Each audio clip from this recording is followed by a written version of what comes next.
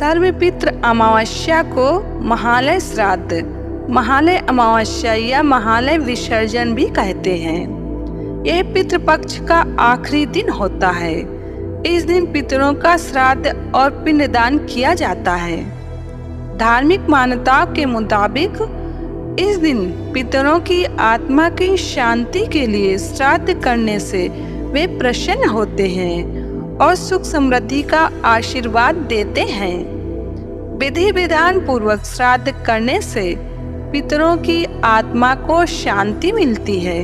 वर्तमान समय में देखा जाए तो विधि पूर्वक श्राद्ध कर्म करने में धन की आवश्यकता होती है।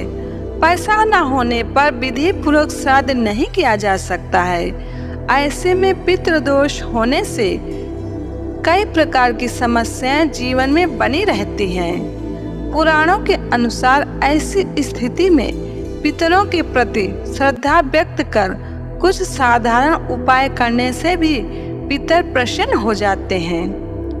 न कर पाए श्राद्ध तो करें, इनमें से कोई एक उपाय, नहीं होगा पितृदोष। जिस स्थान पर आप पीने का पानी रखते हैं वहाँ रोज शाम को शुद्ध घी का दीपक लगाएं। यानी कि जहाँ पर पीने का पानी रखते हैं वहाँ पर शुद्ध घी का दीपक प्रज्वलित कर रख दीजिए। इससे पितरों की कृपा आप पर हमेशा बनी रहेगी। इस बात का ध्यान रखें कि वहाँ जूठे बर्तन कभी न रखें। सर्वपित्र अमावस्या के दिन चावल के आटे के 5 पिंड बनाएं व इसे लाल कपड़े में लपेटकर नदी में बहा दें। गाय के गोबर से बने कंडे को जलाकर उस पर गूगल के साथ घी, जौ, तिल व चावल मिलाकर घर में धूप करें। विष्णु भगवान के किसी मंदिर में सफेद तिल के साथ कुछ दक्षिणा यानी कि रुपए पैसा भी दान कर सकते हैं। इससे पितरों को संतुष्टि मिलती है। कच्चे दूध, जौ, तिल व चावल मिलाकर नदी में बहा दें। ये उपाय सूर्योदय के समय करें तो अच्छा रहेगा। श्राद्ध में ब्राह्मण को भोजन कराएं या सामग्री जिसमें आटा, फल, गुड़, सब्जी और दक्षिणा दान करें। श्राद्ध नहीं कर सकते तो किसी नदी में काले तिल डालकर तर्पण करें। इससे भी पितृदोष में कमी आती है।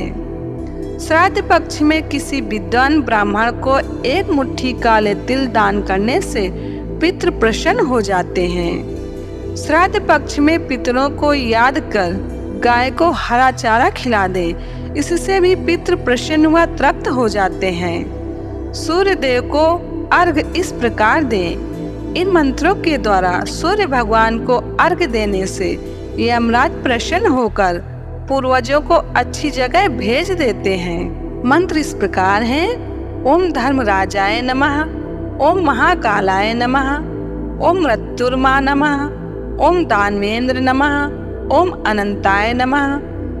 अर्घ देकर प्रार्थना करें कि आप मेरे पितरों को श्राद्ध युक्त प्रणाम पहुँचाएं और उन्हें तृप्त करें।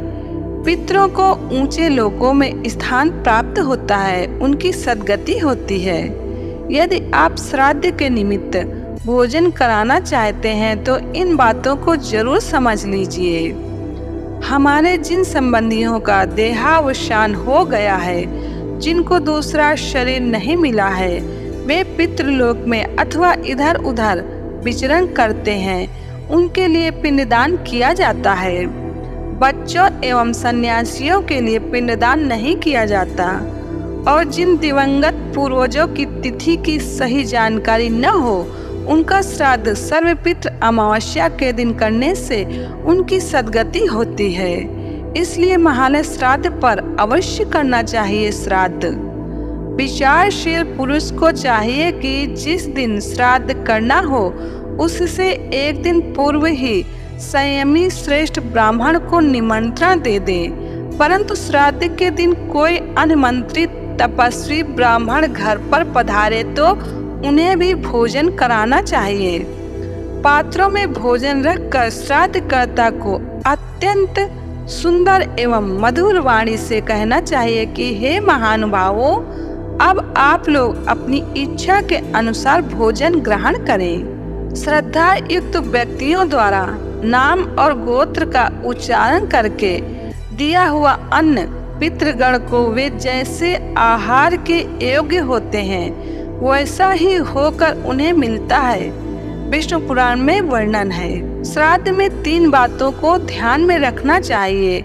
शुद्धि, अक्रोध और अत्वरा, यानी कि जल्दबाजी नहीं करना चाहिए श्राद्ध कर्म में। जिनकी देहावसाना तिथि का पता नहीं है उनका श्राद्ध अमावस्या के दिन जरूर करना चाहिए। हिंदुओं में जब पत्नी संसार से जाती है तो पति को हाथ जोड़कर कहती है, मुझसे कुछ अपराध हो गया हो तो क्षमा करना और मेरी सद्गति के लिए आप प्रार्थना करना।